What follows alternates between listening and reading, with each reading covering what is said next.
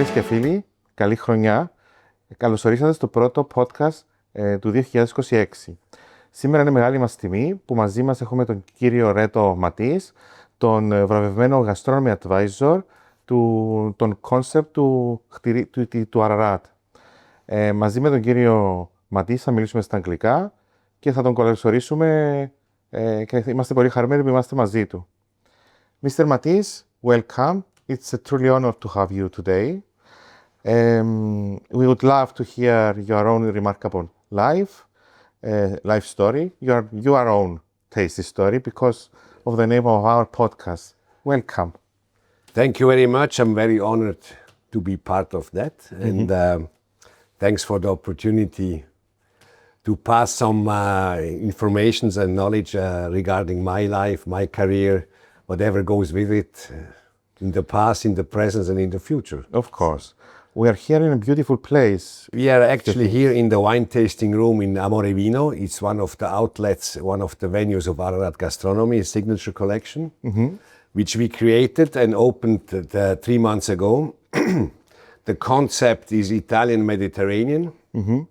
You have the choice between 10 different venues, gardens, inside, outside, piazza, and of course the Little Italy, the Italian restaurant, to find authentic Italian Mediterranean cuisine and hospitality, of course. And how would you introduce yourself to someone hearing about you for the first time, Mr. Mathis? Well, I'm a chef born above the clouds. I've spent all my life, so far, most part of my life, above 2,486 meters above sea level, and proving that fine dining has no boundaries and can be implemented and served in the most extreme conditions. How was for a child raising in that place, in Sent Mόριτζ, in Switzerland? Well, if you speak about Sent Mórιτz is my DNA. Sent Móritz stays for glamour, Sent Móritz stays for luxury, Sent Móritz is a unique destination and resort where the whole world looks up to. Yes, very famous. It's very famous, so automatically it's inspiring, it's provoking in a positive way, but at the same time it's challenging you as well, because you want to keep track with the past of the destination and you want to bring it to the next level, to the next step. And which part of your journey do you consider most defining? One of the important moments when during my career is when I took over the family business from my parents, from my father, and started to work that I'm going to be recognized as Reto Mathis and not as my hearty Mathis, as my father is. So this is the transition from father to son, because you want not that our guests or people are talking about my parents, which with all respect did a fantastic, unique job to say so, but you want to be recognized as your own personality and as your own professional icon, to say so. So you grew up in a family of restaurateurs. Was the kitchen a path, the only path for you? The kitchen was always central point of our family tradition. We have the tradition goes back for 5 or 6 generations, and they were more or less always involved in hospitality. I grew up in a restaurant business. My parents were, of course, fully taken by that, and I was, as a kid, normally you're confronted on a daily basis with that. The kitchen is still, let's say, for me, the point where you have the energy, where people meet, where people discuss, where people share over a meal some experiences, some stories. And so the kitchen is always central in my life. That's where I get my energy, that's where I get my passion, that's where my soul is at. Isn't your DNA, the kitchen? It's part of your DNA. It's my DNA. And what are the aromas you remember from these years?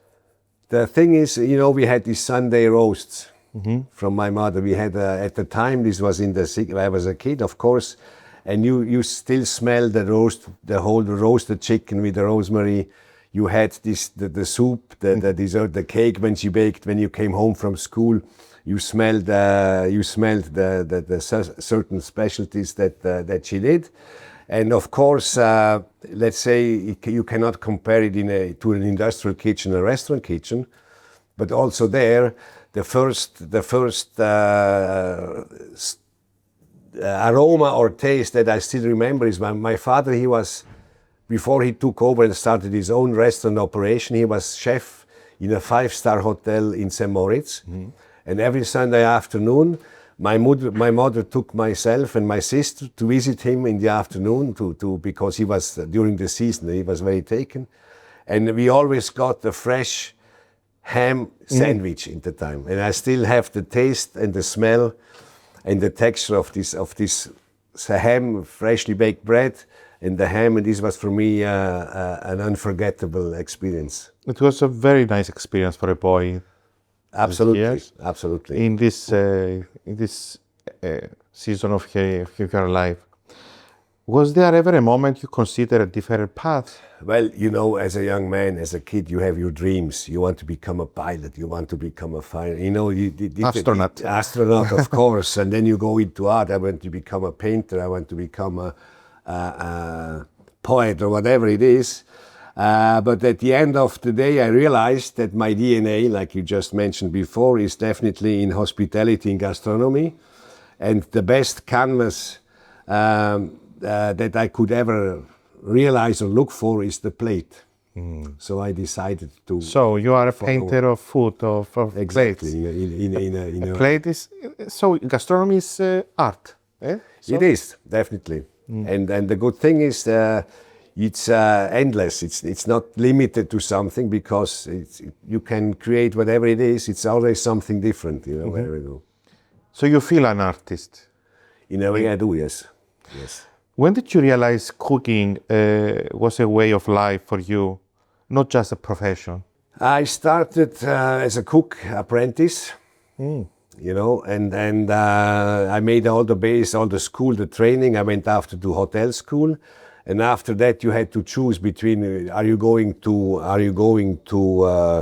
hospitality in general for hotels, for rooms, or are you going to gastronomy the way? So I decided... Upscale gastronomy. Exactly. I decided to go into the upscale gastronomy because there also is the motivation behind the whole process is that you see the result of your work right away. Mm-hmm. If the guest is happy, if the guest enjoys his meal or not. So this is it's a daily challenge with each individual person who comes to visit your place. But at the same time, it's also motivating because you want to make sure that he leaves your place not only with a good experience, but that he comes back. So you choose the difficult part. The difficult path. Let's say the challenging part, to say so. Challenging, yes, of course. It's not difficult. Okay, it's you have to make regarding the location, regarding the products that you have at your disposal. Mm-hmm. You have to create the best out of it. Of course, this is the challenge. Yes. You know what to see. Was there a specific turning point in your career? I think the turning point, to say so. When I decided to take over the family business, to promote it, to make it more, to expand it mm-hmm. at the same time. And then you decide, okay, until which level do you want to go? Because you have also a strong competition in gastronomy. Of course. And then, of course, we stay there. You say, okay, do I take the challenge? Do I take the risk to go there, to make the extra step? Or do I rest in the comfort zone? Mm-hmm. And then it's up to you what you want to achieve. How did you manage the competitive section? I think of the gastronomy. The best thing about competition, it's if you want to be part of it and you want to be successful, you have to compete. You have to be better than your competitor. You have to grow. It's a constant growing process, which benefits at the end of the day the guest, the client. Mm-hmm. Because every place which has a big gastronomical scene or field with many restaurants, with many new brands that are coming in from left and right, automatically the challenge is there that you have to improve your service, your standards, your products as well, to stay on the same level or to be better, that people are still coming to your place, they're not going everywhere else. You know, this is definitely a... And people want the same food, the same... It depends. You see, I mean, okay, now creativity, like we mentioned before, is limitless in gastronomy. Yes. You can do whatever crazy things. The thing is, you have to find somebody to buy it and to appreciate it. Of course. You know? Yes. So there are many very creative chefs, many creative young gastronomy people, to say so, but also it's important that you keep your DNA, you keep your signature dishes. Let's say you have to go to one place if you want to have the best fish. You go to, let's say here you go to Old Neighborhood. Okay. If you want to have the best souvlaki, you go to this tavern. You know, so this is I think also very important that you are recognized for a signature dish, which is clearly not mainstream. Okay. And this makes people come back specifically for that. This is very important. It's very important. It's very important. And Sent Móricz is deeply connected to your family and with you, your life. What does this place mean to you?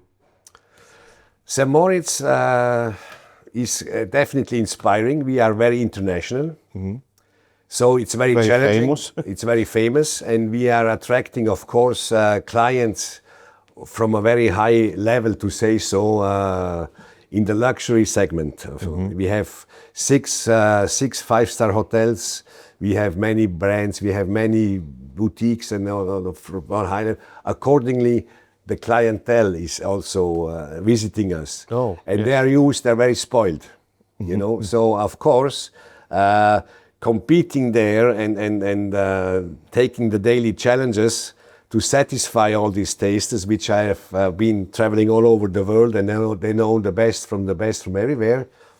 It's a challenge, and it's motivating at the same time. And you have to give them the best. We have and they expect the best also. They get the best quality. Exactly, yes. Is it more of an inspiration or a responsibility? I think the inspiration comes from the first of all from the guests, from the surrounding, from the setting, from the nature, from the valley, from the village, whatever it's there. And then the responsibilities, of course, you want to be recognized as a competent gastronomy entrepreneur. So you have to make sure that everything from the service to the ingredients, the best products, the seasonality is also available and presented accordingly. Your father left a strong legacy through your family restaurant. What did you take from him? My father, as my idol, of course, it still is. He taught me a couple of things. He said, okay, regarding to hospitality, every guest is treated like a king, and every king is treated like a guest. Wow. This is, in general, I think it's part of the Swiss hospitality DNA, because we are the whole country is a tourism destination. This is one part, and that everybody is welcome, whatever he is, whoever he is, you treat him with the same respect and the same passion, to say so. Also is important in our business is never forget on which side of the table that you're standing, because the guest, of course, is still, like I said before, the main focus on the whole thing. And then never go for less than the best in quality. Never make any discounts or any kind of compromise when it comes to quality. I think this is very important. This is the advice that guides you until today. Absolutely. Yeah. Okay. It's better to say no if some products are not on the level, on the quality level that they should be. You take them away from the menu. You say, I cannot serve this to my client because it doesn't correspond to my quality standards. This is. And how do you continue a restaurant with such a long history without being stuck in the past? How did you... Well, you have to stay open. You have to stay open-minded. You have to be courageous also to explore new things, to explore new methods, to explore new products, new communities, new countries, new whatever is on, whatever is have to travel a lot? You travel a lot. You get your experiences from left and right. You get your influenced, you like maybe the Asian cuisine, for example. I traveled a lot to Asia for food festivals between season. When we were close to it, I had a lot of gastronomical events going on all over Asia. You go to Thailand, for example. I love Thai food, the curries. And you bring back the best of it. Let's say that you could, combine with our local products. So, for example, I did a green Thai curry with red deer. Okay. So I had our local product associated and combined with an exotic. So you believe in these combinations of taste? I definitely do. Okay. Not everything works. Of course, you have to be careful and not. You have to try. You have to try, and then, like I said before, you have to find somebody who is buying it at the end of the day. So why people love so much the Asian cuisine? Did you find out why? It's very, let's say, the Thai cuisine, for example, it's a very fresh cuisine. Okay. It's, Yes. it's very simple at the end of the day. The aromas, maybe. The aromas, the fresh vegetables, it's all wok fried, quickly. It remains the Comfort food. it's well, in a way, yes. But you have so many different cultures and so many different people and traditions that are involved in all these Asian countries, which also happens in Europe or happens in South America at the moment, everywhere. So you try to implement some of those flavors, to say so.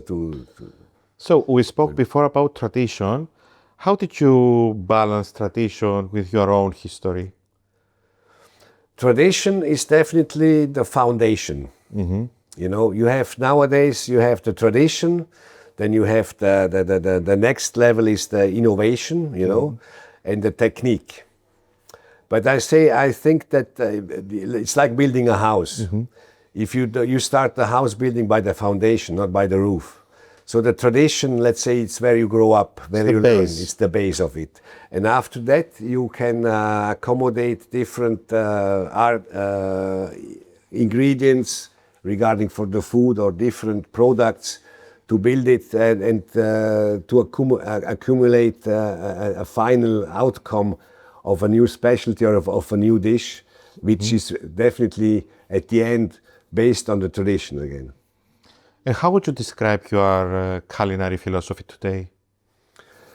Today, it's definitely back to the roots. It goes back to sustainability. Is it a trend or it's a new way of? It's definitely at the moment it's a trend, but I think due to the fact of the global changes from the climate, from ecological point of view, it will become quite popular and it will be part of our future, very much so, because you have to be more reasonable, you have to go back to the roots, you have to stay more seasonal, regional, and work with the local products as much as possible. And we have a lot of vegans, vegetarians now, and we see a lot of vegan restaurants or vegetarian restaurants with Michelin stars. Absolutely. It's definitely the future. It's the trend that goes in this direction, definitely. And how matters most in a dish? Technique, ingredients, or emotion? Well, like I said before, the technique is definitely the technique is let's say like the foundation. Then this you need to know. Then you need the fresh products. You need the fresh products that are complementing the technique. And then you have the emotion at the end of the meal when you have wow. You say, oh, this was absolutely great. And it makes you come back to it. I think this is the splitting up the different sectors, to say so. In order to be a good chef, is this a talent or is a hard work? Or both? I would say it's definitely both. But maybe to be a good, successful chef, it's maybe 10% talent and 90% hard work. Okay. Because you have to dedicate your doing, your lifestyle absolutely. If you want to achieve that level of let's say, famous chef or become a recognized chef, you have to invest a lot of your time, of your energy, of your passion, and you have to let many things on the side. But so you need a hard work to be a good chef. It's at the end of the day, it's a hard work. Yes.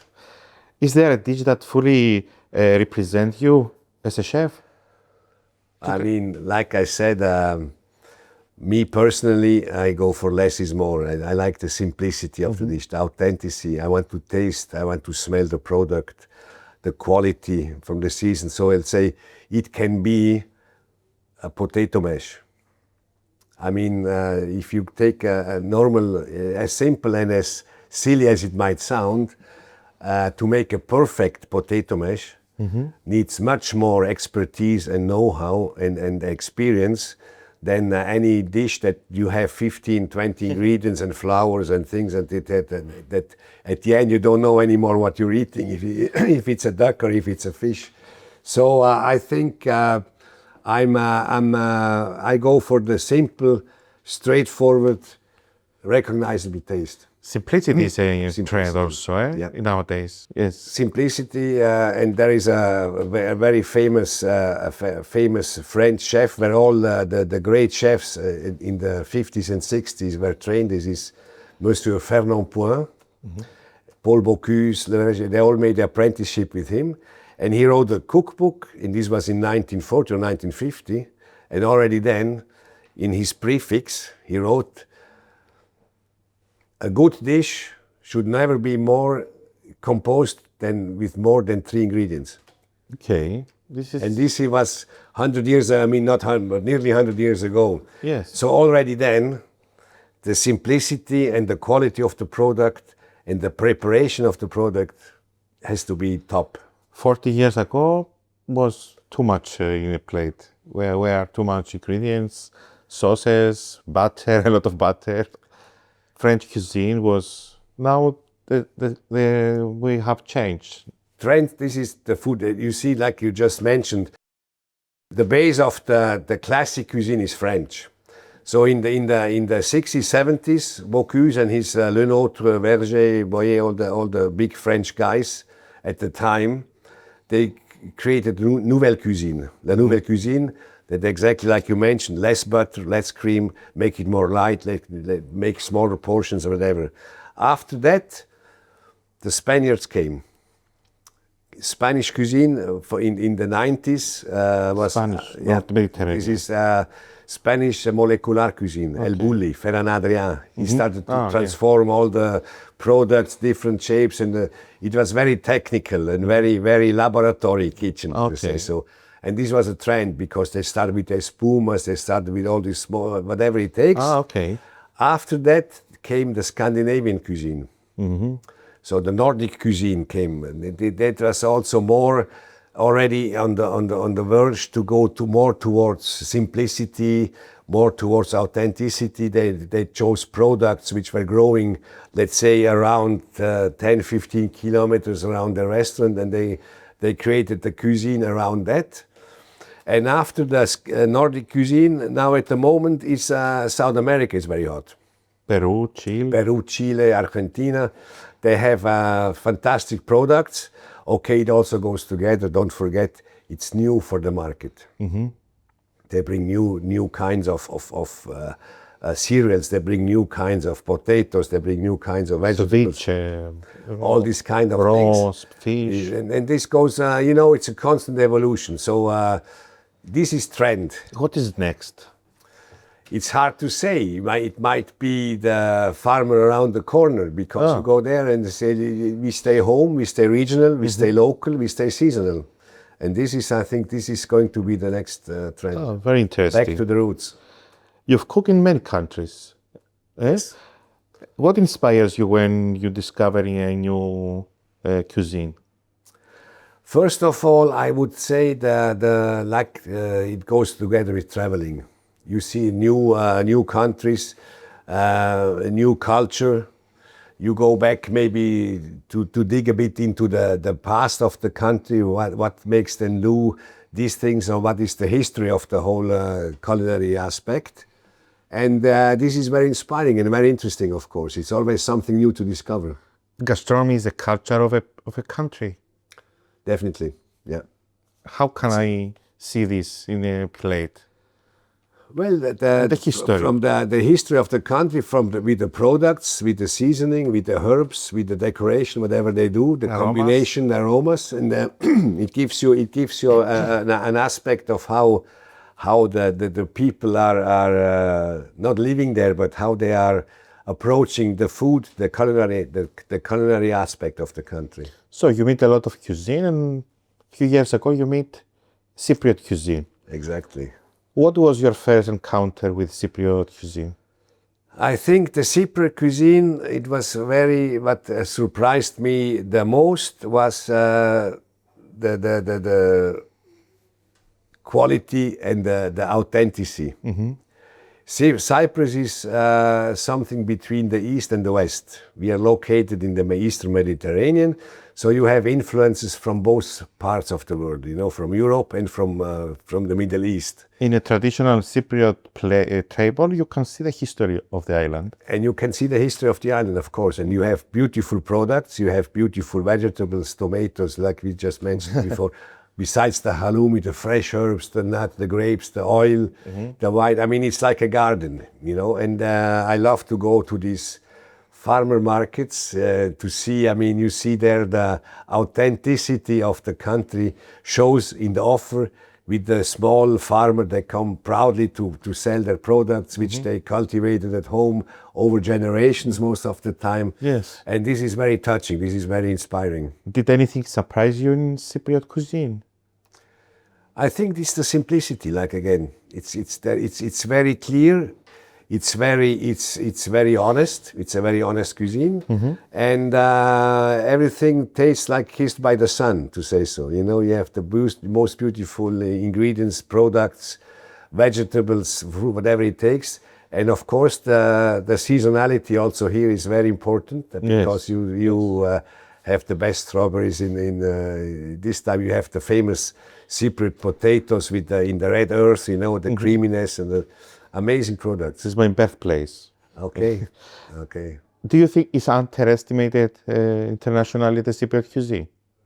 The Cypriot cuisine has a big potential, and I think it's an undiscovered gem at the moment. And I'm convinced, and I'm sure that in the near future, it will develop. It will grow massively, and we have many local young chefs, restaurateurs. They open their place, and hardworking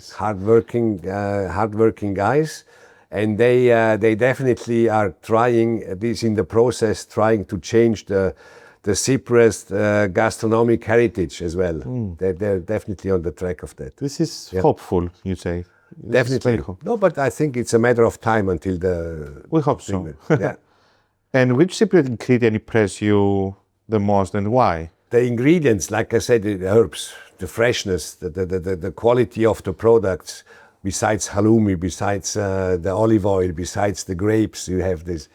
But I think the herbs, I like a lot of aroma, I like a lot of flavors. And you have an amazing... Everybody says that about the herbs of Cyprus. Yeah. How did you incorporate it into your cuisine, the Cypriot products, the Cypriot way of cooking? We try, let's say in this concept here at Ararat, the concept is Italian Mediterranean. So it leaves us, of course, ample space to implement local products. And we try to source and implement as much of local ingredients and local vegetables, depending on the season from Cyprus, of course. This is whatever can be used and is up to the standards. We definitely we implement it. This is very important. Yeah, it's important.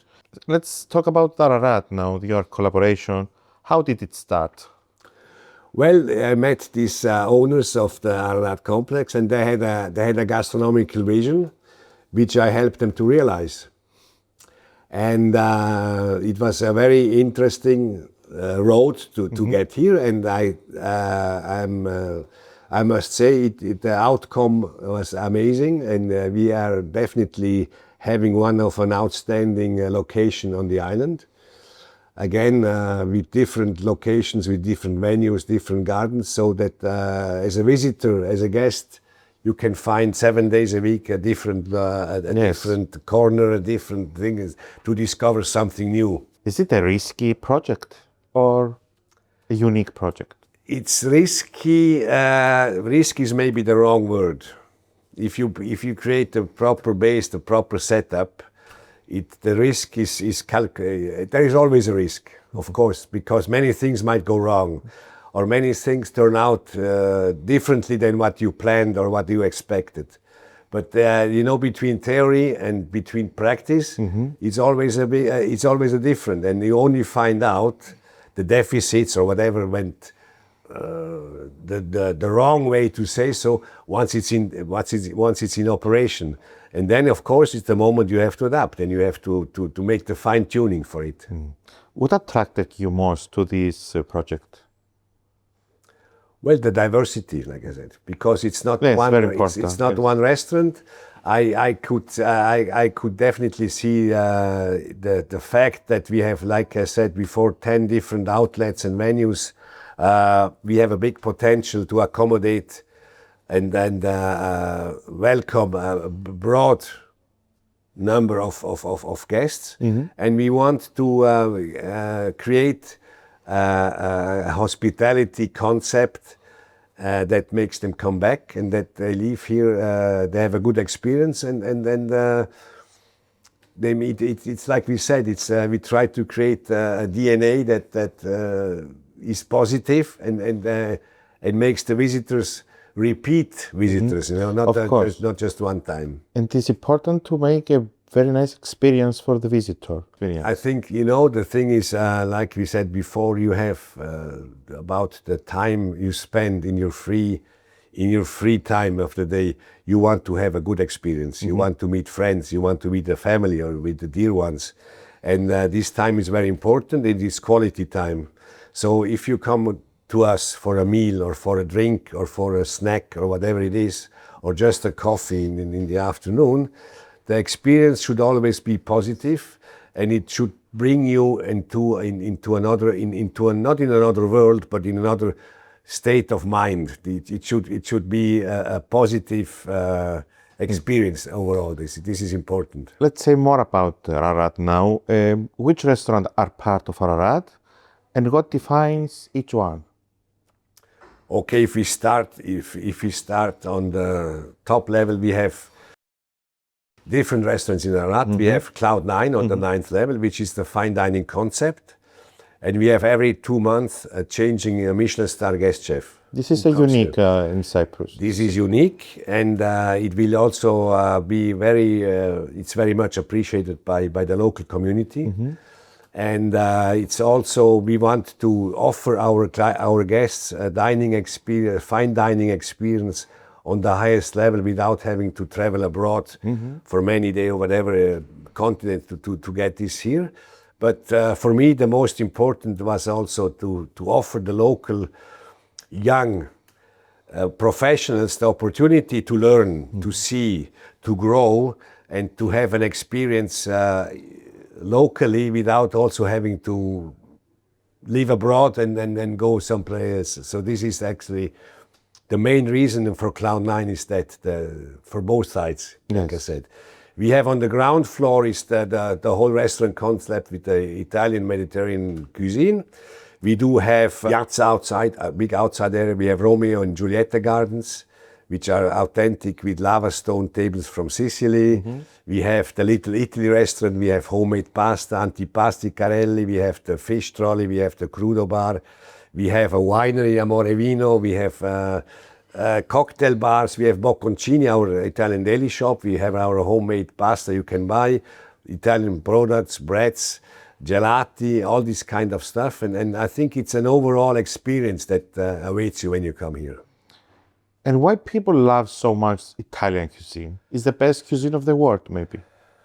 Let's say Taste Atlas says the best is maybe it depends on your point of view. Yes. Italy is associated with comfort food, pasta, pizza, all this kind of it's comfort food and lasagna.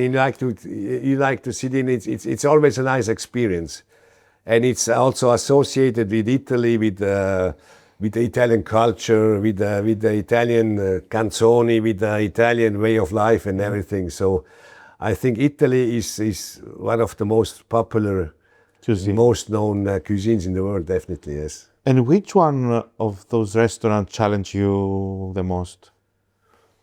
I mean, everything challenges us. It should be equally, your focus has to be equally divided. You cannot prefer one place to the next. But of course, the challenging aspect is to keep up to date with the daily needs and requests from our guests. We find out, of course, what are they going for, what are they looking for. They ask a lot, can we have this, can we have that? So if some items or some products we have not on the menu, we may have to reconsider to implement them. But the challenge is in general to make everything work together and to give the guest an overall good experience. This is the risk. And how do you create different identities under one philosophy? Well, you can do it in two ways. The different identities first starts with the interior, the design, the furniture, the tabletop, whatever it goes with it. And then, of course, the second step is the offer, the culinary offer. Let's say we have at the Crudo Bar in the Crudo Bar in Giulietta Garden, where you have specific raw fish, oysters, seafood, and also sushi, for example. Okay. Here we have more let's say Amore Vino is more the wine bar, the winery. So you go more for food accompanying this kind of products and to make it different from the rest, of course, as well. And how people embrace this project here? The feedback is very positive. It's of course, like I said, there are still things that can be done, improved or done differently. But overall, we have a very good feedback. And as I said, it's also a new experience for me because the project is unique on the island. The whole overall concept and offer is definitely unique. And we're working on it, and we want to be considered and recognized as one of the top eating places here in Cyprus. What do you want guests to feel when leaving Ararat? The thing is that the best would be that they don't want to leave at all, of course. But of course, the important thing is they leave with a positive, with a good experience, and that they want to come back. Memory, comfort, or why factor? You want them? All three, of course. All three is clear. Like I said, I mean, they want to have a good memory, a good experience. And the why factor is, of course, why didn't I come here before? Why didn't I know about it before? And important again, make them come back. Good food creates good memories. So exactly. How do you see Cyprus on today's gastronomy map? Cyprus has a big potential. It's a hidden gem, like we said, and it has a big potential. Okay, also regarding the local agriculture, which is of course very important part of the gastronomy everywhere. Where if you don't have the suppliers, if you don't have the farmers who are producing the best products accordingly, it's difficult to do something because by importing everything, this is not the solution. But I see Cyprus overall, it has a very, very bright and big future in the gastronomy world and universe. What is still missing from the Cypriot cuisine, do you think? I think it's missing, it's hard to say because the actual offer they have locally from the products is here and it's limited also, like in every country.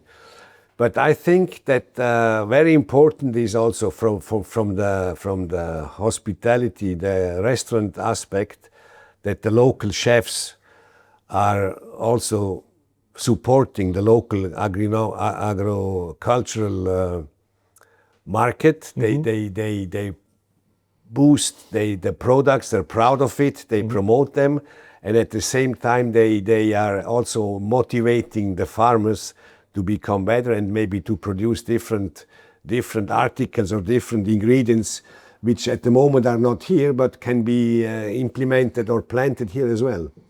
You told me before that in your young years, you choose the fine dining, the upscale cuisine, the upscale gastronomy. What defines fine dining today?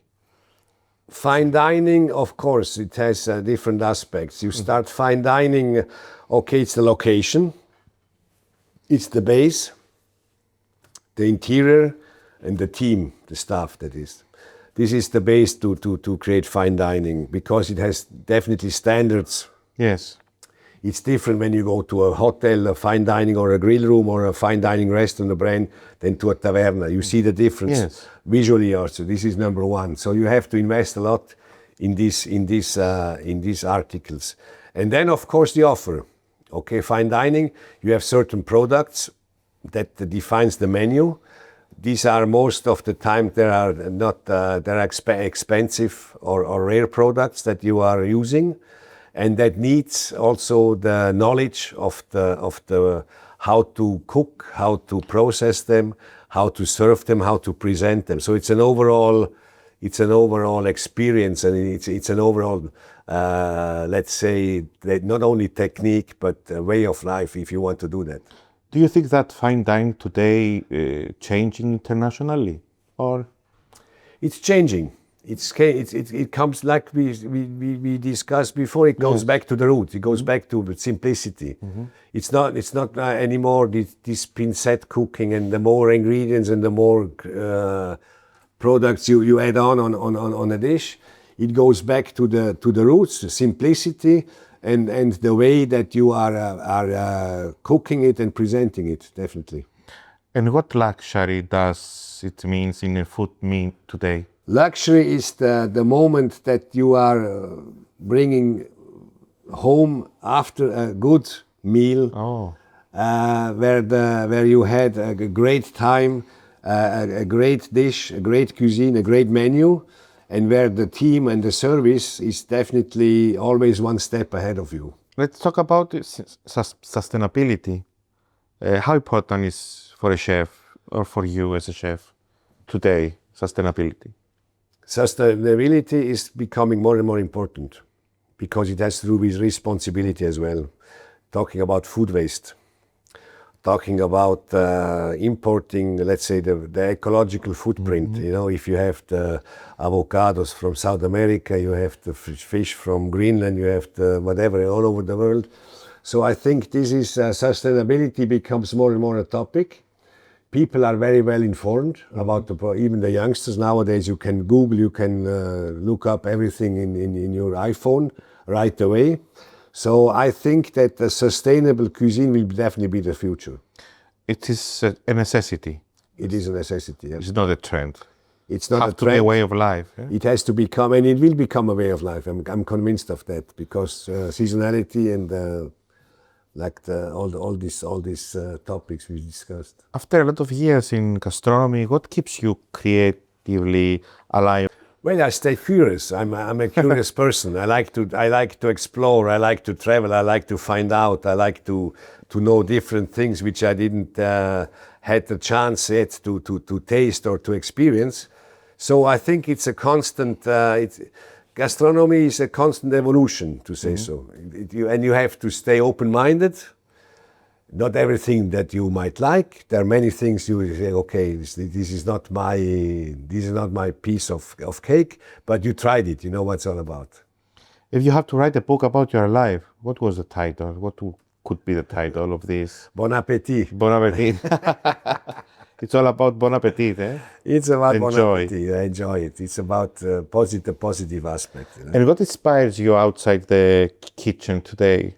I think today inspiring is definitely traveling, finding new inspirations, new ideas, new experiences, whatever it is. and bringing those all those ingredients together to create a new, maybe to create not only a new dish, but to create something special and to share it with your friends or with your guests or with your family or with everyone. Do you believe in secrets in cuisine or in a plate? There are secrets. That's it. Oh, yeah. I mean, you know, you have recipes. Let's say, you know, with the sauces or the Asian thing. This you try to keep to stay unique. You have to keep a certain secrecy, of course. So there are not that everybody does the same suddenly away. So you have certain areas where you still keep your secrets, to say some recipes. And what advice would you give to a young chef dreaming of an international career, maybe? Well, definitely the thing is it's be ready to dedicate a lot of time, a lot of effort, a lot of energy to it. Stay open-minded, travel. Always do not try to copy anything else because you are unique, and create your own DNA, create your own art of cooking, create your own universe of cuisine, to say so. How easy is this to create your own identity in the cuisine or as a chef? I think you just mentioned that it's about traveling. You have to get your experience left and right. It's like this is the foundation, and after that you can decide which direction I should go. I go more, let's say, in the traditional way. I go more, let's say, in the more modern art of cuisine, of cooking, and which style fits you or makes you the most comfortable, and you put all your efforts into that, in your own style, to say so. Is there a dream or a project you haven't realized yet? Well, there are always it's the next. You never know what the next day might bring. Okay. But overall, it's the dream is definitely to be up to date, to know what's going on the first of all the information that you need to decide what to do next, and then to implement it maybe in a new project, in a new dish, in a new concept, to say so. And how would you like to be remembered through your work, Mr. Mathis? Well, I would think as a chef, I would like to be remembered as that I was a good chef. I brought a little magic on the plate, respecting the ingredients and all the guests, of course, and as a person, I want to be remembered as a good person, a good father, a good partner, to say so. So thank you very much. It was an honor for us to have you here. Wish you all the best for Ararat, and we are waiting to read the book. Bon appetit. Sometime. Thank you very much. Thank you very much. It was my pleasure. Thank you very much.